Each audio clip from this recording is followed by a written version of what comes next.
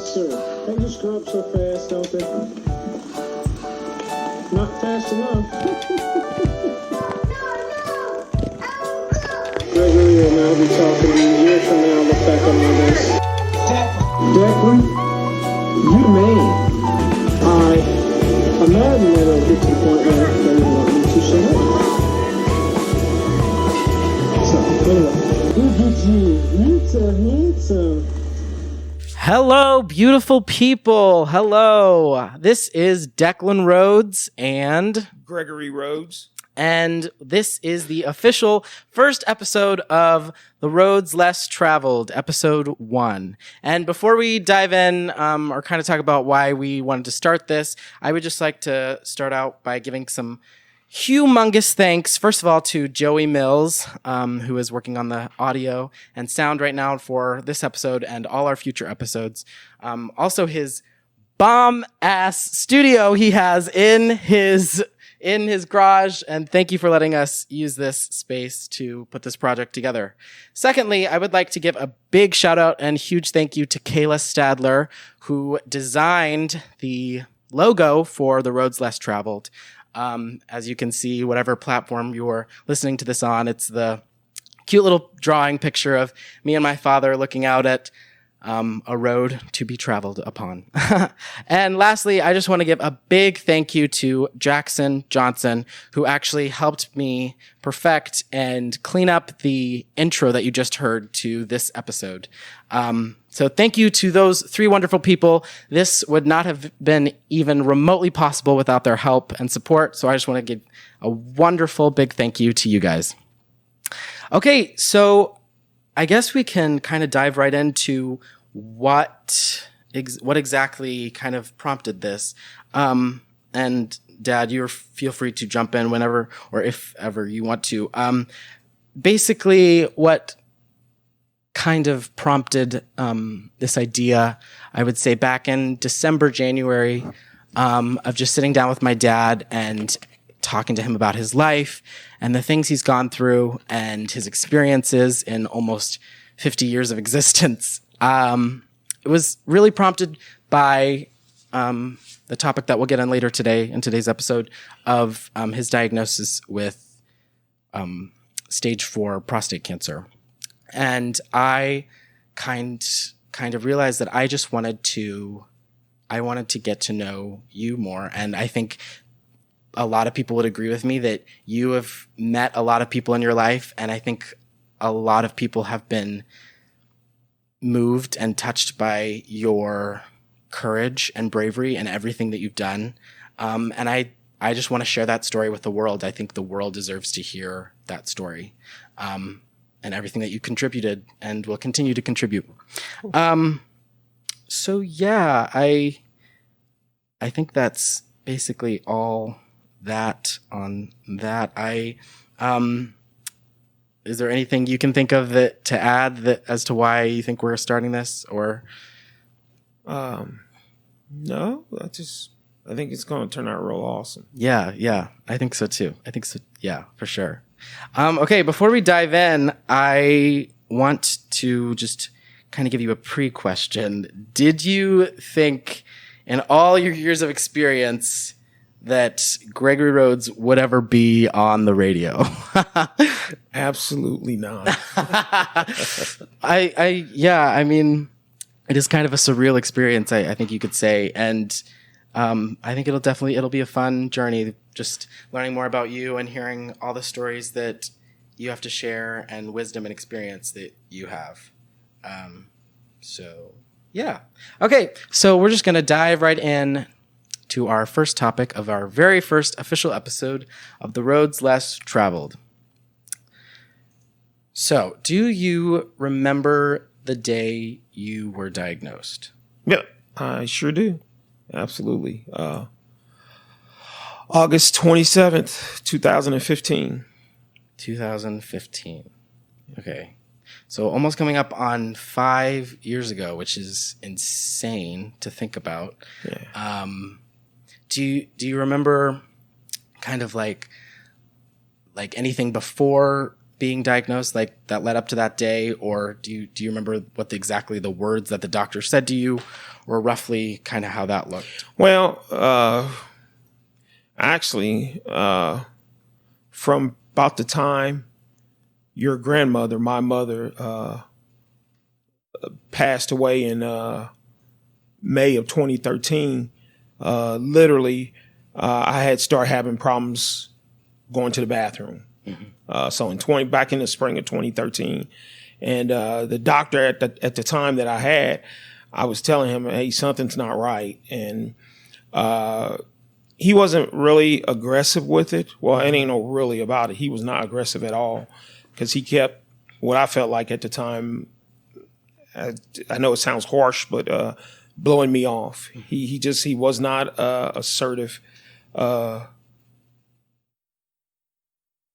on dealing with it or finding out, well, what's the cause of you having urinary problems. So anyway, I actually walked around, lived from the spring of 2013 until the summer of 2015 with this problem, and it got worse in different various forms, not just the urinating, but it got worse. So anyway, so then in August of 2015, my urologist at the time, Dr. Matthew Kincaid, suggested we do what's called a TURP procedure. And what they do is go up your urethra. It's the common term, or the lay term they use.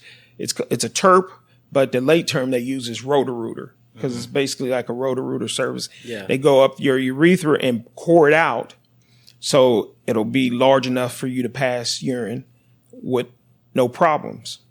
So he suggested, because we had tried medicine, three different types of medicine and doses with no relief of the problem that I was having.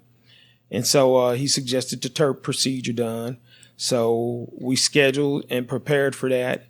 And that procedure was done on Tuesday, August 26th, 2015. And so I went in, did the procedure. When I came out of the surgery, Dr. Kincaid talked to Christina, and I went to the room because it was going to be an overnight. I would have to stay in the hospital overnight. And he came, saw me probably early afternoon after the surgery, still on the 26th, and said, hey, everything went well. Everything looks good, and you should have some considerable relief now. And so we did that, and he said, if you're able to evacuate with no problems and eat, you'll go home tomorrow, Wednesday. And so that was pretty much it, and we went about our way. So then Wednesday morning came, and Dr. Kincaid hadn't came by. He hadn't made his rounds to discharge me. And it was about 11 o'clock now, Wednesday morning. And the nurses had come in, periodically. The nurse was like, hey, has Dr. Kincaid came by to see you? And we were like, no, because Christy was there. And she was like, okay, well, let me go look at your chart. She was like, usually you're discharged by this time. A patient after TURP has discharged by this time. So she went and looked at my chart and came back and told us, like, yeah, we haven't seen where he put any notes or discharged you yet. And she's like, let me just give a call to his office. So we were like, okay. And we were none the wiser. And so it was now probably 12:30, 1 o'clock. And the nurse had came back in and she said, hey, we called Dr. Kincaid. He's going to be over, see you, and then you can get out of here. So I was like, sure thing. No sooner than she left the room, I got up to go to the bathroom, and Dr. Kincaid came in the room. And I heard Christy said, hi, or good morning, or good afternoon, Dr. Kincaid. I knew it was him while I was in the bathroom. So I finished in the bathroom, came out, and as as I was coming out the door, I made eye contact with him, looked at him, and I knew it wasn't good. I absolutely positive knew it wasn't good. It was what I had suspected from 2013 to 2015 dealing with this, what it was or what it might be. I just knew. But anyway, so he said, I came out and I said hi to him, and he said, Gregory, I need you and Christina to sit down for me. I got to tell you some news about your TERP. And so he's like, okay. And he goes, you remember when I talked to you yesterday, I said everything was good and you should have considerable increase or lack of problems. And he goes, well, while I was in there doing your TERP, I took samples of your prostate, just routine, just take some to send the biopsy. And he's like, I took about 95 samples of your prostate, from your prostate, and sent it off to pathology. And he said, this morning, first thing this morning, pathology called me back and said, hey, Matthew, you know those samples you sent for your 40-year-old African-American patient? He goes, yeah. He goes, they came back cancerous. And Dr. Kincaid goes, well, how many? Because he had sent 95 samples off. And he goes, the pathologist said, Matthew, all 95 came back cancerous. And he goes, I mean, you could tell his cells was taken out of him, was knocked out of him. He was flabbergasted. He was not expecting that. And the pathologist wasn't expecting that. A 44-year-old patient, that far or that much cancer, he's like, they just never seen it. Never, ever seen it. I'd be the first. And as soon as he said that, he was saying what the pathologist said, and so he said, so Gregory, unfortunately, I have to tell you that you have prostate cancer. And I was like, it is what it is. That was my statement from that point on. It is what it is. Yeah. Because one, like I said, I knew something wasn't right. I knew something wasn't right. And it is what it is. That's what they found. So, okay, let's go. We'll deal with it. And I go, I think I said, okay, where do we go from here? What does this mean, Dr. Kincaid? And he goes, well, obviously I'm going to want to do some further testing, to verify. And I think I asked him, so it's prostate cancer. What do we do for it? How do we get rid of it or whatever? And he goes, well, and I must have asked him something else, because he goes, well, at this point, I'm not telling you to get your affairs in order, or I'm not telling you, hey, this will be a piece of cake. I'm just saying, hey, we don't know where, and we're going to have to run some tests and do some things to find out how severe is the cancer, because it has a scale, a glass. I forget what he called it, but it has a scale. Yeah. And he said, so we have to get that first. And so we're going to be running some tests. He's like, so pretty much the next month you're going to be getting poked and prodded. And I was like, okay, glancing over at Mom a couple of times, she was in tears. Mm-hmm. I was not emotional. If anything, readily I was. I mean, I didn't show it, but I was a little angry, pissed off at my prior physician for not being aggressive or assertive with every time I came to his office, 6 times saying, hey, I'm having problems and it is not normal. This is happening, that is happening, and hey, we need to get this checked out. And the biggest or most concerned he was that whether it was whether I had a sexually transmitted disease. And I'm like, I've been married for X amount of years, haven't stepped out on my wife, and so he did a STD on me, and obviously that came back normal. But anyway, so this whole time when Dr. Kincaid said that if any emotion or how I felt, I was just really pissed, perturbed at my prior doctor. I can only imagine, just because like hearing those words, and obviously no one knows your body better than you yourself, and so I feel like only scrape the surface to begin to even imagine the thoughts kind of running through your head, and like the anger and confusion you would feel for a problem that you had clearly been having for a year plus at that point. Yeah.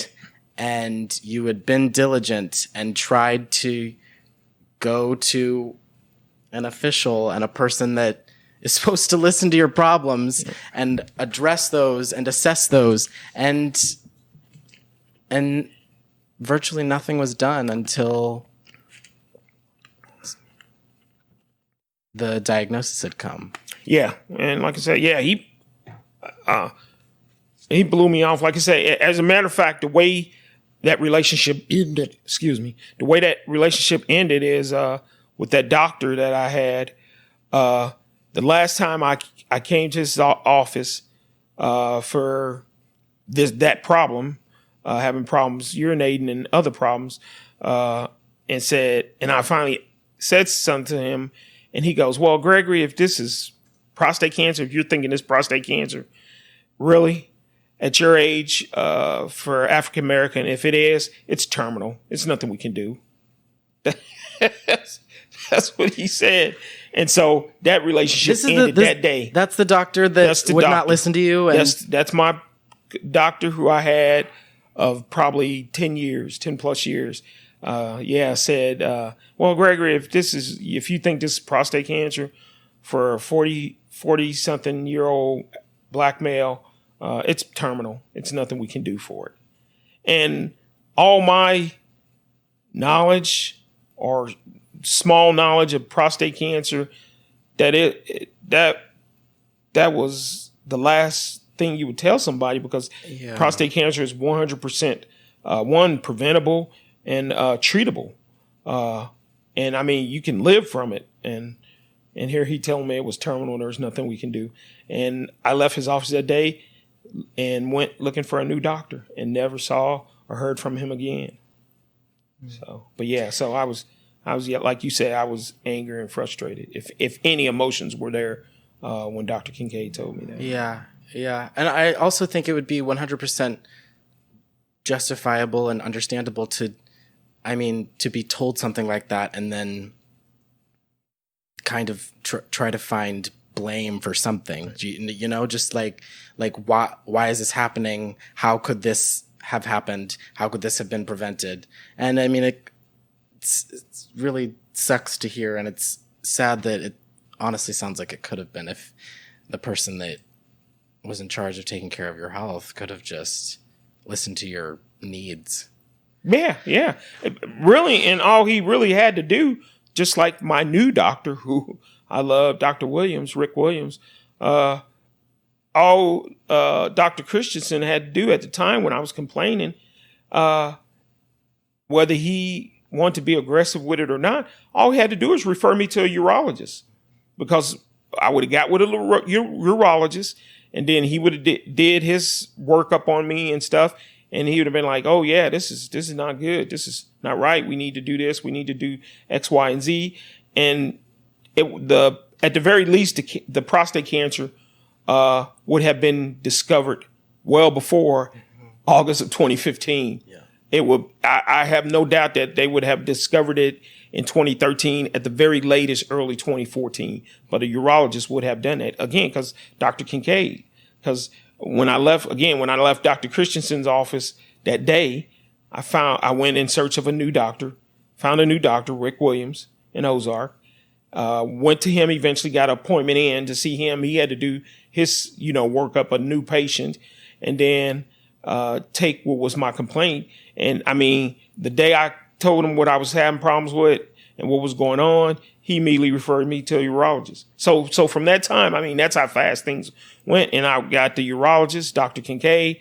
Dr. Kincaid did his little workup or whatever. And again, from the time I met Dr. Kincaid till the time we had this TERP was 8 months, I think. That's how fast it was and how aggressive and how positive forward things went, or Dr. Kincaid went, was it? Yeah. Yeah.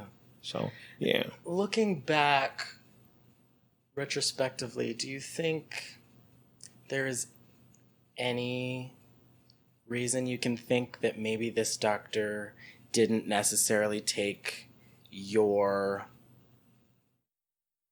issues as seriously? I think he was near the end of his career, and he was just hopefully selling by with no significant problem cases, patients, I guess, if that makes sense.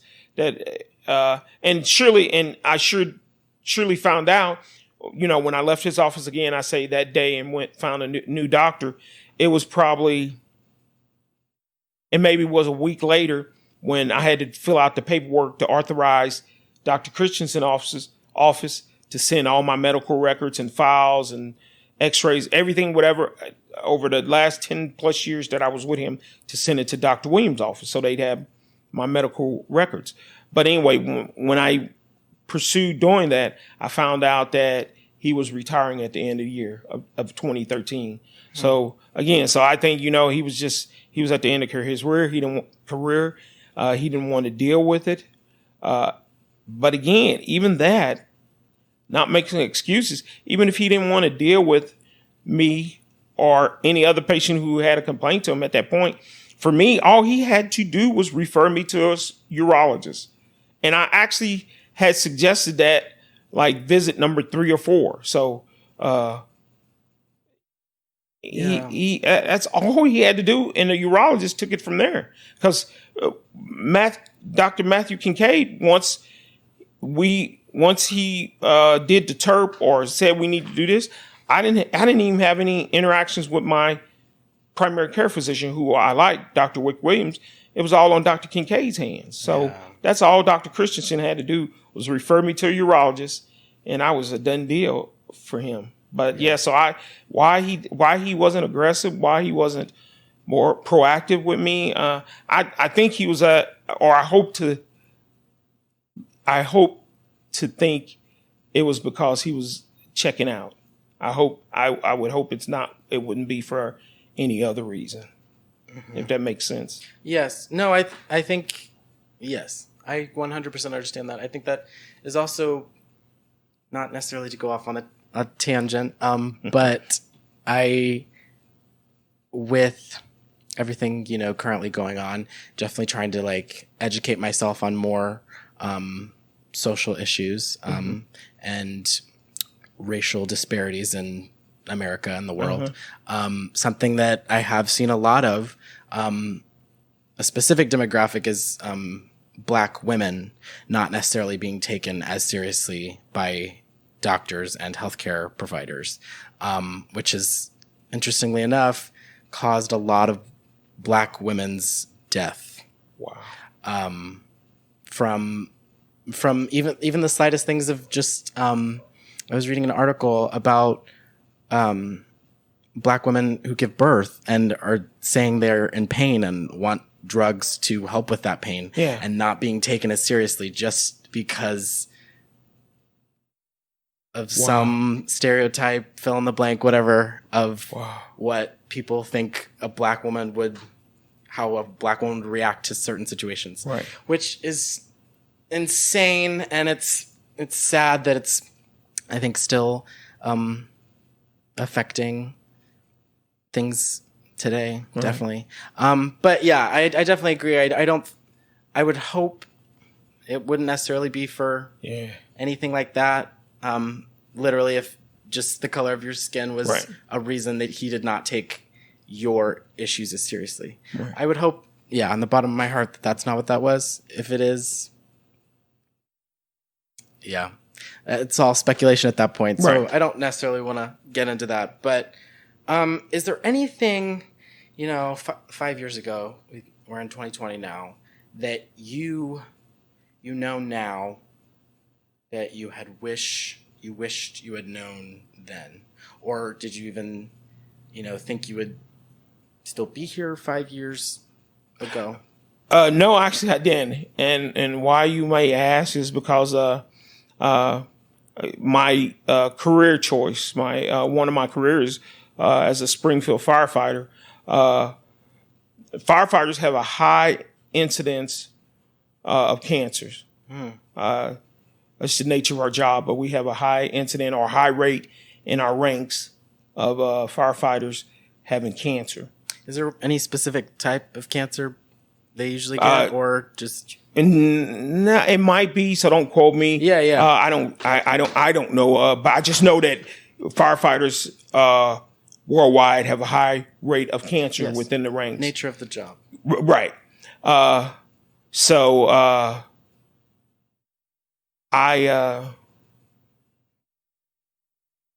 had two coworkers who was diagnosed with cancer while on duty. And I believe it was 2 years to the date that they were diagnosed that they died. Two good men, Ron French and Aaron Goddard. So I had worked with these gentlemen as firefighting. I knew them, was friends with them, and watched them with their diagnosis, and watched them.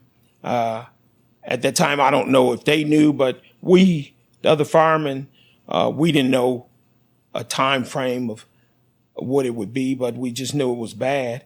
But we saw them, have good days and bad days and ups and downs with their procedures, meaning chemo or radiation or whatever.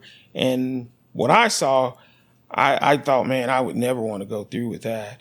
Yeah. But yeah, 2 years to the date, they were dead. And so as Dr. Kincaid had led on to that, well, they're going to run tons of tests on you. We're going to run tons of tests on you to find out, what stage and grade is the cancer. Yeah. And we started that process. We started that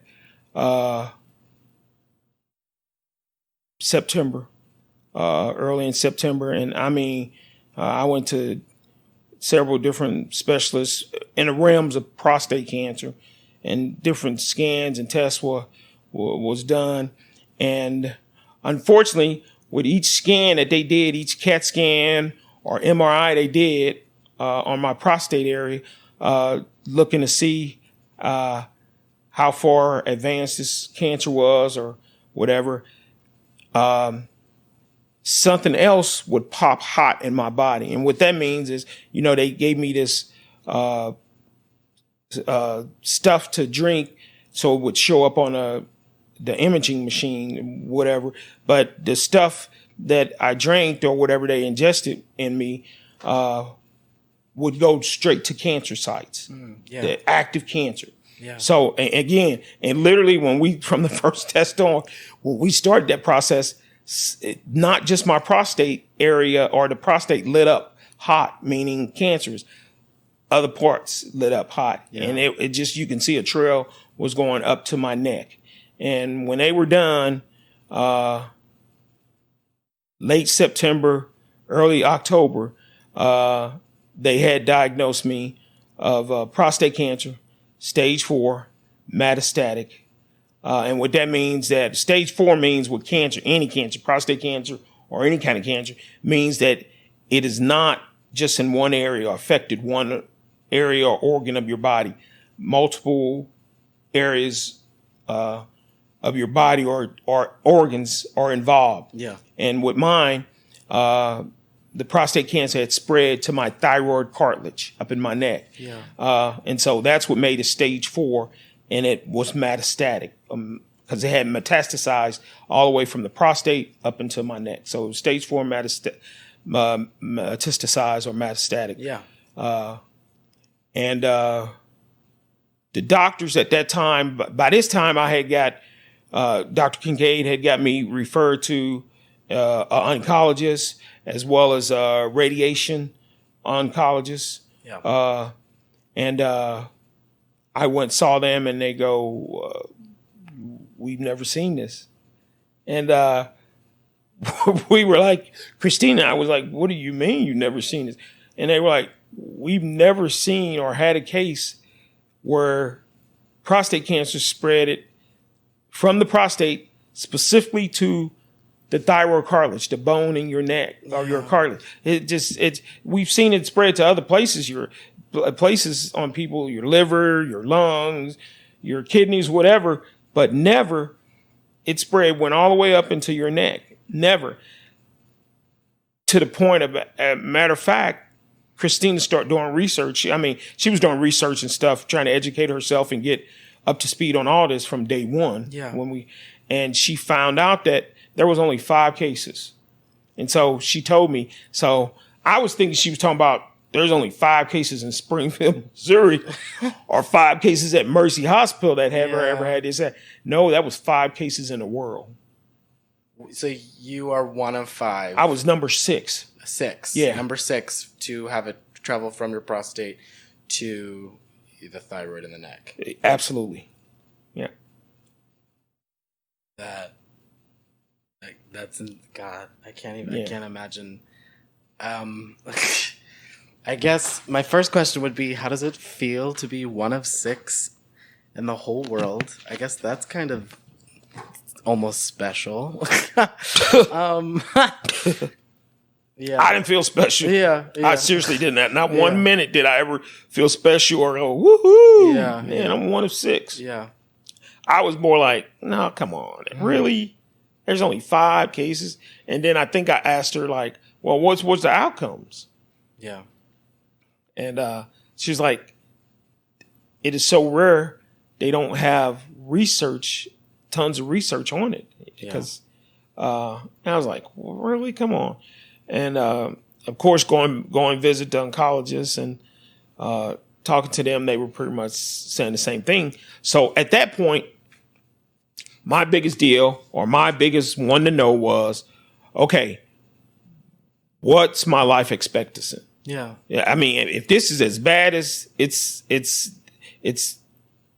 sounding to be or whatever, stage 4, I mean, that's terminal. Yeah. And they wanted to make sure I understood that. And I was like, yeah. So I wanted to find out, okay, what was the life expectancy on this? Or what was the treatment protocol?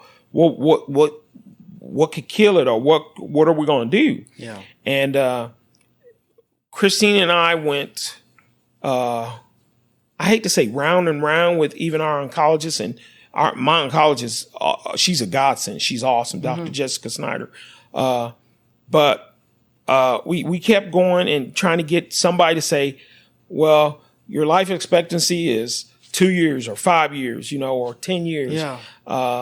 And nobody really would say. I think they were really either apprehensive or scared to say because they had just not seen this before. Yeah.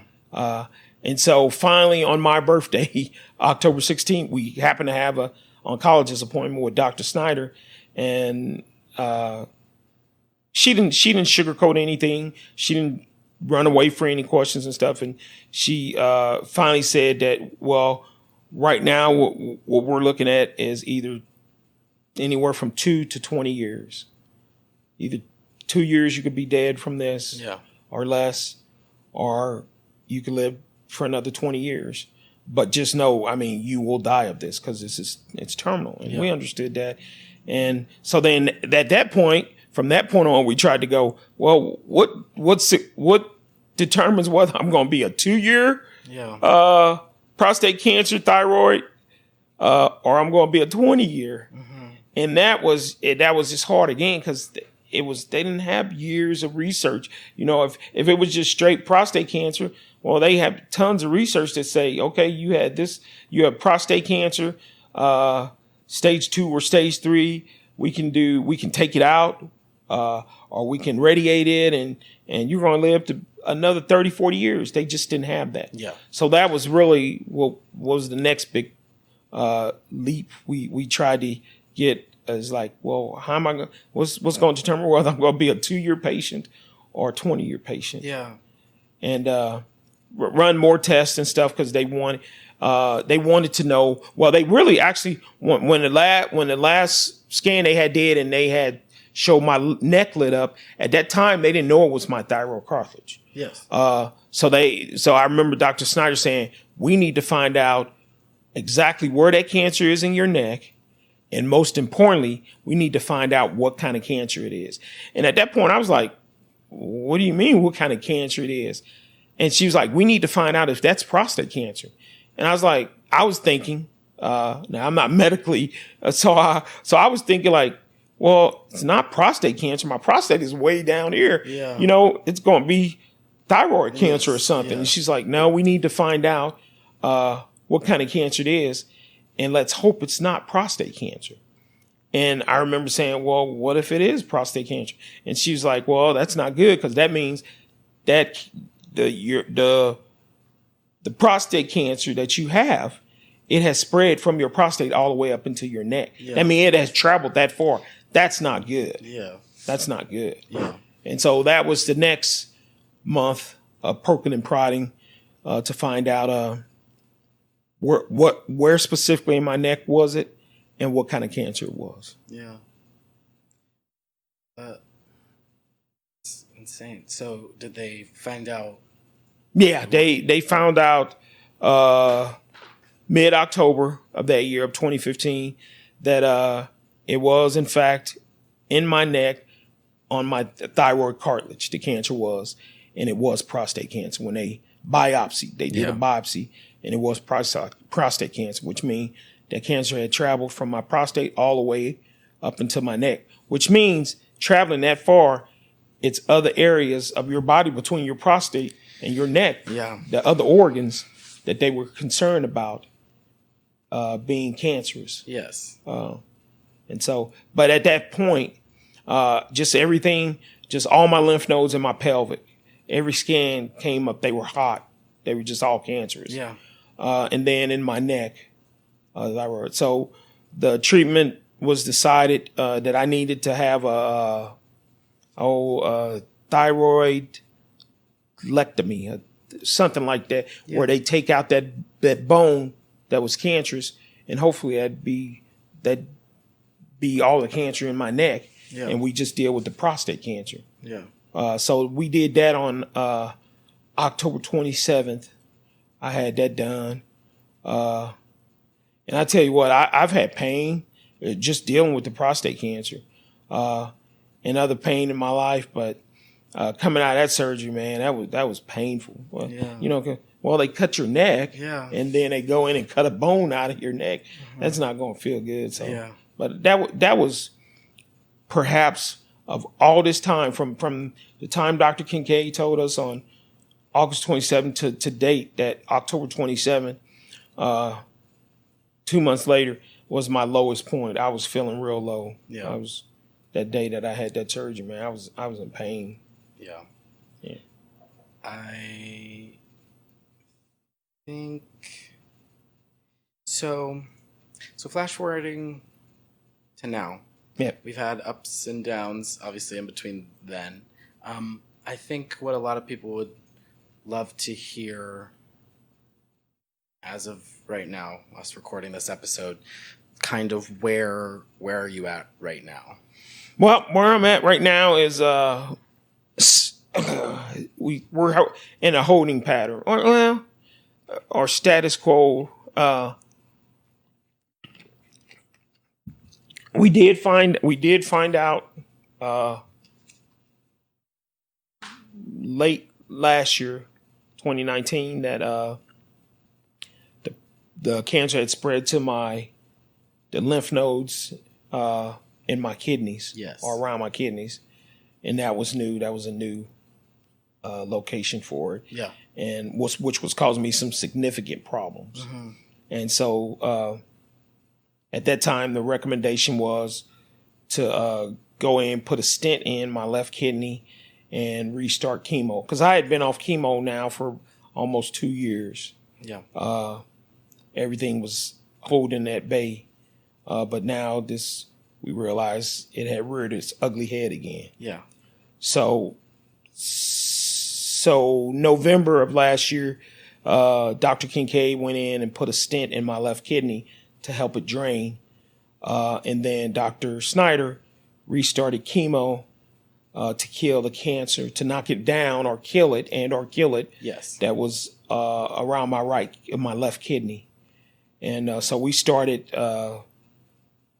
December. Yeah, the end of December, we did the first round of chemotherapy. And at that time, it was 2 drugs, Taxotere and carboplatin, which carboplatin is a nasty, nasty drug. Not that Taxotere and the nasty drug. Yeah. They're both nasty drugs because they kill cancer. But so we did that, and the goal was to kill it or knock it down where it's either non-existent or non-active. Yeah. And so we started that the end of December. Like I said, we did chemotherapy, and we did with the pattern or the progress was going to be, or the plan was going to be chemotherapy every 3 weeks. Yeah. On a Monday. And then after the second round of chemo, either the second or third round of chemo, Dr. Snyder would do a scan to see, was the cancer gone? Was it knocked down? Was it killed? Or what? Was it still growing? And so she did that scan, and it came back, and it showed that the carboplatin and the Taxotere was working, that it had shrunk the tumors. And so that's where we're at. I heard somebody say, I'm on borrowed time. So I guess that's pretty accurate. Yeah. It's we know this disease is going to be the death of me. And we're just at this point, just trying to give me months, years, sometime to be a dad and a husband. Yes. But it's I'm on borrowed time. Mm-hmm. Yeah.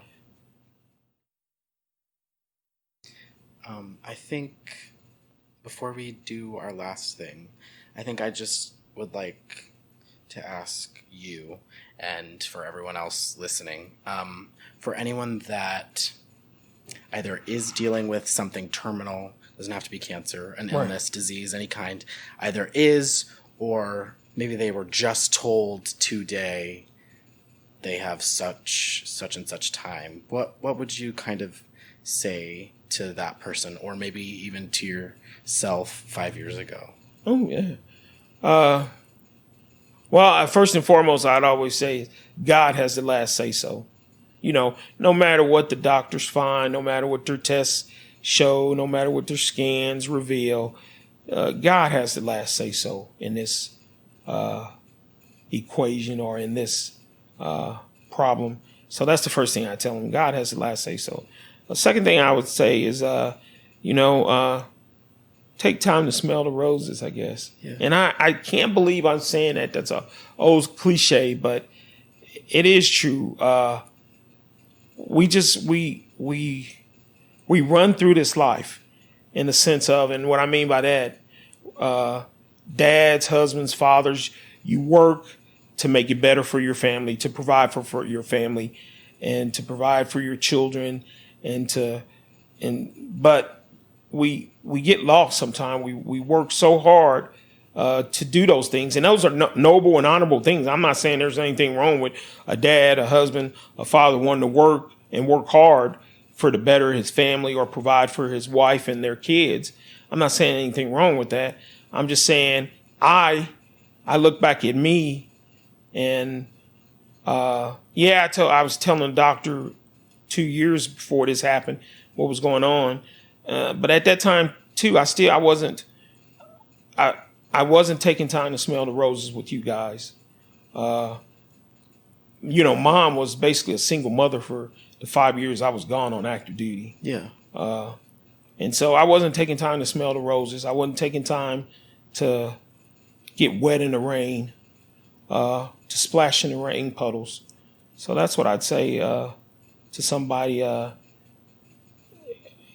Hate you got the diagnosis that you got, whatever it is. But, if it is terminal, at this point, there's nothing you can do, nothing more. So it's time for you to say, hey, it's time to smell the roses.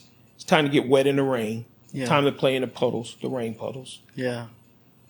I like that. I love that. I think that's very touching and appropriate for your situation and anyone else who's going through that. Okay, our last thing before the official end of our first episode. I kind of, since we kind of will definitely get into a lot of heavier topics on this podcast, I think it'd be good to end on a good note, a high note each episode. So is there something that has happened today or this week that you just are grateful or thankful for? As a matter of fact, it is. Last week, your sister McKenna had gotten real bored or was bored with all this, staying in and haven't been able to do anything. And just now they actually been able to, do volleyball practices at the first of the month. They started June 1st when the schools went back to letting the athletes come back or whatever. But anyway, long story short, last week she said, I'm bored and I want to do something. I want to make something, she said. And she said, she came to me and said, could you take me to Lowe's tomorrow? And I didn't even ask why. I just said, yeah. And she said, yeah. And she went on about her way and she came back and she's like, you think you can still take me to Lowe's tomorrow? I was like, yeah. And she's like, because I want to build a cornhole game or something. And I was like, well, that's cool. And so we went, got the supplies Saturday and we started Sunday. I'm helping her build cornholes, but really cornhole game or whatever the game called, people out there, you know what it is. But she's doing everything herself. I mean, measuring, cutting. She is doing an absolute phenomenal job on making these things. It's pretty awesome. So, but I'm getting to do that with her, and that's fun. Yeah, that's fun. I like doing stuff like that, as well. Yes. Anyway, so but for your child or your daughter to say, "Hey, I want to do this," that's something fun and something positive, and just it makes you forget everything else that you're dealing with. Yeah, yeah. I love that. That'll be great. That'll be good to know. So definitely come to the Rhodes house for all your cornhole needs. We might start selling them. It might be a business. It might become a sweatshop. Well, we'll watch out for that. I love that. That's great. Love McKenna. I think my highlight, or I guess what I will be and am grateful for is tomorrow. You and Mom are helping me move into my house for senior year of college, Yay. Which is insane to say, but also super exciting. I was moving some stuff in before I came over and we recorded this, and I'm excited to be in a house with 4 other people. It will definitely be a transition and something different than living with just one other person, Jenna Levitt. Shout out, love you. But yeah, I'm super excited for that, and that'll be fun. Cool. So I think that is it for our first episode. I just want to thank you, if you're listening and you stayed till the end. Thank you so much for checking us out. We will be on Instagram and Facebook, all the things, at the Rhodes Less Traveled. Final shout out and thank you to, again, Joey Mills for this awesome studio, Kayla Stadler for the amazing logo design, and Jackson Johnson for the amazing intro and audio. Thank you so much, guys. We love you. And please stay on this road and travel along with us on the roads less traveled. Thanks. Bye.